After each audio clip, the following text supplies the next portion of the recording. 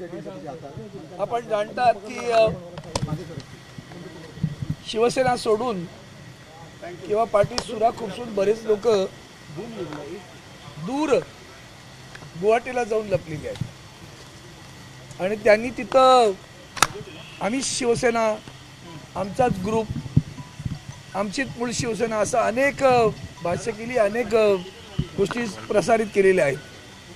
पण वस्तुस्थिती अशी की त्या दरम्यान आम्ही खरं तर आदरणीय पक्षप्रमुख आणि महाराष्ट्र राज्याचे मुख्यमंत्री उद्धवजी ठाकरे यांनी अतिशय उदार अंतःकरणानं आणि मोठ्या त्यागी भावनेनं स्वतःच्या कृतीनं काल सांगितलं होतं की आपण यावं.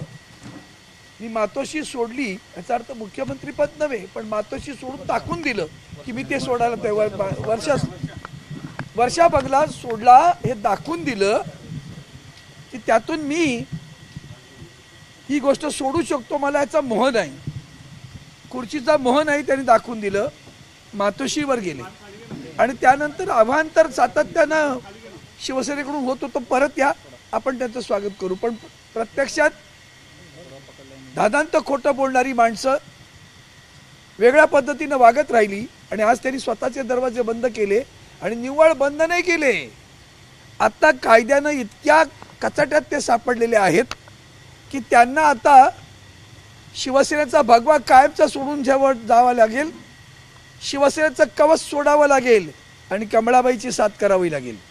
इतकी वाईट परिस्थिती त्यांच्यावर आली. कारण कायदा असं म्हणतो की 2/3 जेव्हा सदस्य जातात तेव्हा त्या 2/3 गट नाही होणार, त्यांना विलिनीकरणच करावं लागेल आणि ते विलिनीकरण करावं लागलं तर त्यांचं कालपर्यंत जो भगवा आहे, आम्हीच शिवसेना प्रमुखांचे शिवसैनिक आहोत, कट्टर आहोत, सट्टर आहोत, जे काही चालले होते डायलॉगबाजी ती सगळी संपेल आणि कळून चुकेल आता की केवढा मोठा घातापात जे कोणी बरोबर केलं तर त्यांनाही कळेल. आणि म्हणून या संदर्भात मध्ये जी काही त्यांनी पावलं उचलली त्याच्यावर कारवाई करण्यासाठी आम्ही काल माननीय उपाध्यक्षांना पत्र दिलं होतं आणि या सगळ्यांचं सदस्यत्व रद्द करावं, डिस्क्वालिफिकेशन करावं, अपात्र करावं, यासाठी आम्ही पत्र दिलं होतं. आणि त्याचबरोबर त्या पत्राला अनुसरून काही उत्तर आलं ते त्यालाही धरून पत्र दिलं होतं. आणि म्हणून आज आम्ही माननीय उपाध्यक्षांना सांगितलं, त्यांनी उत्तर दिलं त्यांना की आम्हाला हे करू शकत नाहीत, असं करू शकत नाहीत, तसं कसं दादांत खोटं. ते पत्रसुद्धा एकाही आमदाराचं नाही, त्याच्यावर त्यांची स्वाक्षऱ्या कुठून तरी केलेल्या असतील पण त्यांच्या कुणाच्याही मेलवर न आलं नाही. आणि म्हणून त्या संदर्भात सुद्धा आज आम्ही कायदेशीर कात्याकूट केला आणि आता सांगून टाकलेलं आहे त्यांना की यांच्यावर कारवाई व्हायला पाहिजे. येत्या 4 दिवसामध्ये त्यांच्यावर कारवाई होईलच, अशा प्रकारचं पाऊल आता माननीय उपाध्यक्ष उचलतील अशी अपेक्षा आहे. या आमदारांना नोटीस पाठवण्यात आली का आणि काय सुनावणी घेतली जाणार आहे? आमदारांना नोटीस पाठवण्यात आली.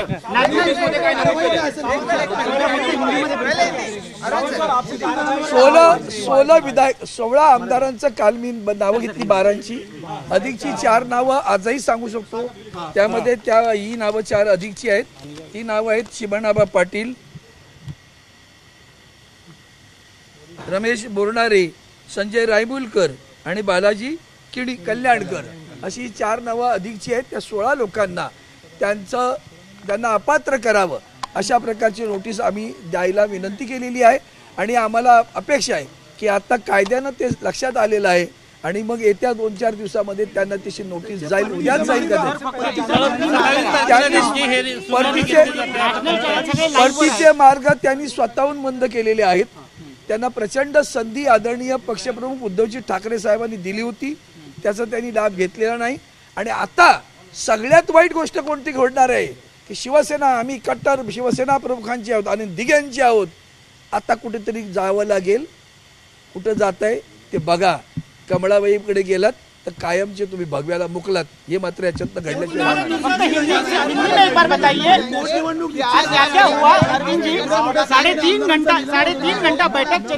मला वाटतं यावर आत्ता भाष्य करणं योग्य होणार नाही. आपण जेव्हा या संदर्भात निर्णय होतील त्यावर पुढे जी काय कारवाई कायदेशीर लढाई सुरू झालेली आहे, कायदेशीर लढाई सुरू झालेली आहे, त्या लढाईचा अंत काय होतो ते पावड नंतर त्याबद्दल भाषण. पुढे आले तर मोठ्या दरानं शिवसेना त्यांना हे करणार. मला वाटतं त्याबद्दल बोलून झालेलं आहे. आता चांगलं त्यांचा तो जो बॉल आहे तो त्यांच्या याच्यामध्ये आहे, त्यांनी त्याच्यावर ठरवावं. त्याच्यामध्ये कोणतंही या भाष्य यावर करणार नाही. त्यांनी पायावर बोंडा पडून घेतला. कानूनी पेच तैयार हुआ है, क्या हुआ? 3.5 घंटे बैठक चली.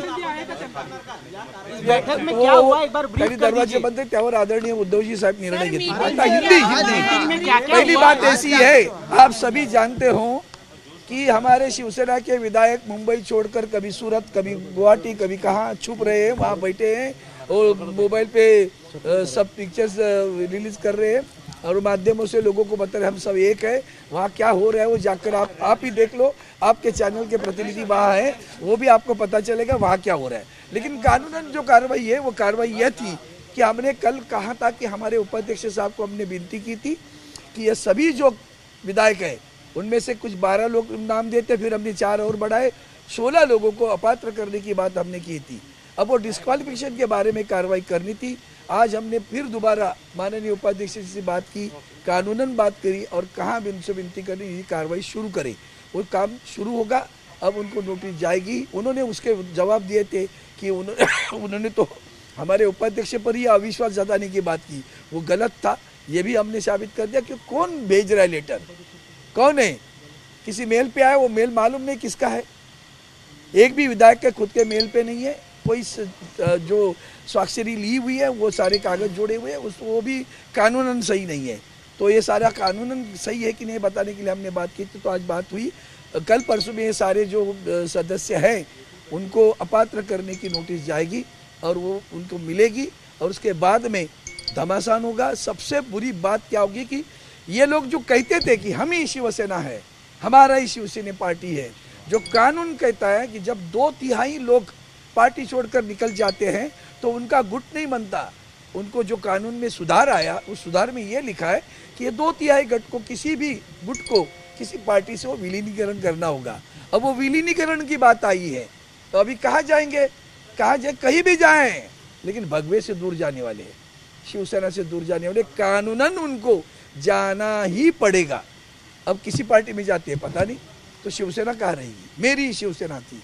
तो ये जो भी कमलाबाई के पास जाएंगे होता पता नहीं कहाँ जाएंगे, तो कहीं भी जाएंगे लेकिन वो शिवसेना से दूर जाएंगे.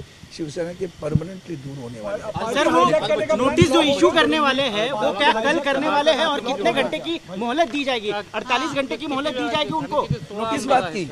उनको अगर नोटिस इशू किया तो जाएगा भाई सहूलत तो देनी पड़ेगी ना. ऐसा थोड़ा है कि हमने कल क्या टाइम फ्रेम होगा? वो तो अभी 72 घंटे की हो सकती है, 16 घंटे की, 24 घंटे की होती है. वो सारी जब पूरी होगी उसके बाद में होगा ना. तो पहले तो अब नोटिस दिएंगे कि क्यों आपके कार्रवाई की न जाए. अगर वो कार्रवाई की न जाए उसका जवाब उनको देना पड़ेगा. वो जवाब आएगा उसके बाद में कार्रवाई. संविधान के आर्टिकल 10 अनुसार क्या दूसरा गठ बनाने को उनको कोई मतलब पूरा गठ बना के अस्तित्व रखने का कानून रद्द हुआ है. 2/3 सदस्य जब बनते हैं तो बता सकते हैं हम 2/3 बनेंगे, लेकिन 2/3 बन के वो पार्टी नहीं बनेगी. उनको विलीनीकरण करना. किस पे विलीनीकरण करोगे? उनको अस्तित्व नहीं है कानूनन. उनको विलीनीकरण करना होगा. तो विलीनीकरण कहाँ जाएंगे? किसने इतना सब कुछ खर्चा किया है? पार्टी के भी प्रमुख तो, है वहाँ तो कुछ भी बोलने तो भागने के रास्ते. तो इसका मतलब शिवसेना में नहीं रहोगे ना भैया. कहीं भी जाए आप शिवसेना में नहीं रहो. वो जो बार कहते थे कि हम शिवसेना है, वो तो नाम उनका परमानेंट गया. ये तो प्रहार में जाए नहीं तो और किधर खड्डे में जाए.